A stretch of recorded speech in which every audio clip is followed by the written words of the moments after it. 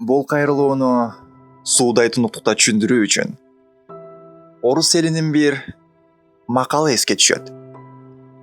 Если человека долго называть свиньей, то он рано или поздно захрюкает. Бул жогорудагы макалга аңдоо салсак да, жада калса свинья деген орундукка биз өзүбүзгө ыңгайлаштырып эшек деп айтууну оңтойлуураак көрдүк, туурабы? Баарыбызга маалым, азыркы ата-энелер, байкелер, эжелер балдарын же энелерин кандай гана сөздөр менен басмарлап, таңдайынан чаң чыккыча тилдешет. Ал сөздөрдү ордоту мен айтпасам деле, өзүңөр жакшы билесиңер. Сөз адамзатынын эң кемелдүү курч куралы. Мейли, мен бул кайрылууну башкача жободо айтайын.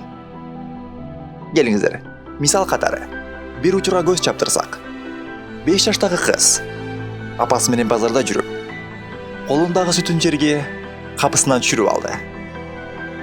Аны көргөн апасы кекиртеги кайрылгыча кыйкырып: "Сен акмак, эмне кылдың?" же ушул сыяктуу ириң сөздөр айтылат, туурабы? Эгерде сөзүн эбегейсиз күчүн, энергиясын билгенде, анын жөн гана кылган ишин акмалайт, өзүн эмес. Силер кандай ойлойсуңар? Кайсыл кыз өзүнө ишенимдүү өңүттө өсүп, жолун табат? Анын жекече адамдык зоболун айыптаганбы, же анын кылган ишинби? Кандай иш болбосун, анын мүчүлүштүгү бул сырткы түшүнүк. Аны оңдоого болот. Билсең, кыйкырык, бакырык жардам бербейт. Катачылыкты бир гана уктагандар кылбайт. Керек болсо, катачылык кетирүүгө ага көбүрөөк мүмкүнчүлүк бер. Анткени катачылыктын кадамы бара-бара тууралыктын тумарына айланат. Билсең, сен эң оболтоодой катачылыгың бул. Эгерде катачылык кетирген жакыныңа өбөк, медер болуунун ордуна аны кагып силкип, ага мүмкүнчүлүк бербей, түпкү туйгу сезимин талкалап, адамдык аброюна шек келтире басмырлаганым. Кара, ар бир сүйлөгөн сөздү элекке салып электеп айтуу зарыл. Гүл жамгыр менен өсөт, сындырма чагылган менен эмес. Ал кыйкырык бакырык каалабайт.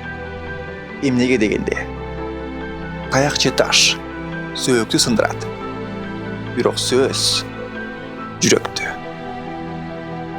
Мен айтарым, эгерде биз абайлабасак, кыялын дагы бирге ойрон кылып жоготуп алабыз. Ал эми чынары сынган чырпыгы эч качан жакшы болбойт.